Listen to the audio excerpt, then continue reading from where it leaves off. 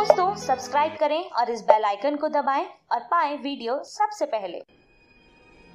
मैं भारत को भारतीयता की मान्यता के आधार पर फिर से खड़ा करना चाहता हूं, उस काम में लगा। और ये नियम मेरे बनाए हुए नहीं है, ये नियम स्वामी जी के भी बनाए हुए नहीं है। ये नियम हजारों साल पहले आयुर्वेद चिकित्सा के कुछ महान लोगों ने बनाए हुए।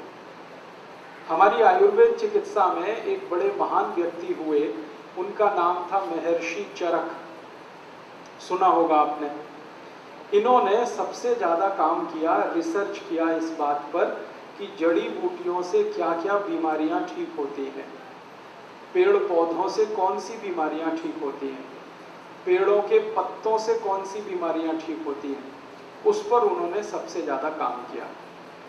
उसके बाद एक ऐसे ही व्यक्ति हुए महर्षि सुश्रुत। उन्होंने इस पर काम किया कि शरीर के किसी अंग में ज़रूरत से ज़्यादा अनवांटेड, ज़रूरत नहीं, ऐसी कोई ग्रोथ हो जाए, ऐसा कोई बढ़ोतरी हो जाए, ट्यूमर हो गया, जैसे गांठ हो गई, इसको कैसे काट के निकाला जाए, सर्जरी। इस पर सबसे ज़्यादा काम किया महर्षि सुश्रुत ने। और आपको शायद ये सुनकर आश्चर्य होगा, खुशी भी होगी कि सर्जरी का आविष्कार इसी देश में हुआ, भारत में। सारी दुनिया ने सर्जरी भारत से सीखी। ब्रिटेन ने, फ्रांस ने, जर्मनी ने सबसे पहले सर्जरी सीखी।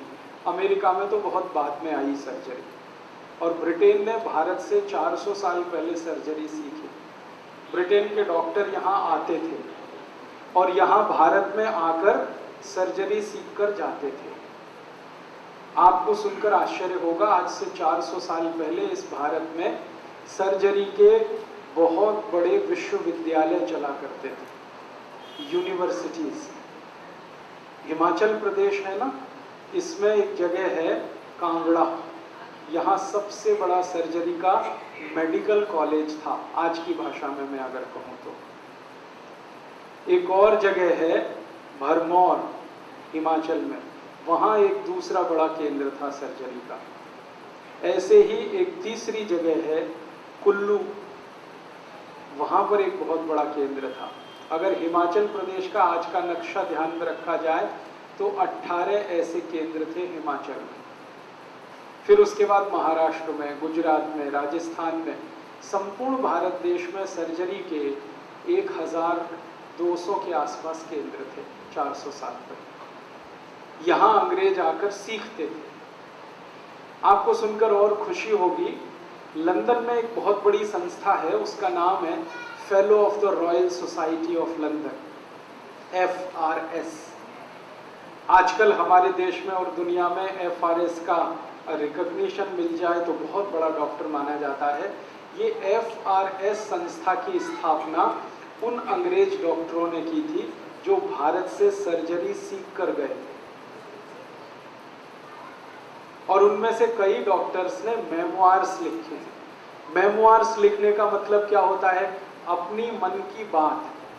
तो जो अंग्रेज डॉक्टर ने मेमोइर्स लिखे हैं, उनको पढ़ें तो हैरानी होती है।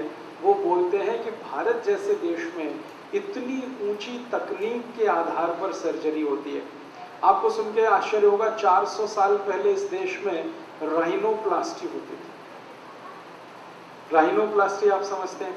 शरीर के किसी अंग से कुछ भी काटकर नाक के आसपास के हिस्से में उसको जोड़ देना और पता भी ना चले। 400 साल पहले राइनोप्लास्टी इस देश में होती थी। कई अंग्रेज अधिकारियों के मेरे पास डायरी के पन्ने हैं। एक कर्नल कूट नाम का अंग्रेज हुआ करता था, उसका हैदर अली के साथ संग्राम हुआ, लड़ाई हुई थी कर्नाटक में 1799 में। हैदर अली ने उसको युद्ध में पराजित कर दिया, हार गया। हारने के बाद उसकी नाक काट दी हैदर अली ने।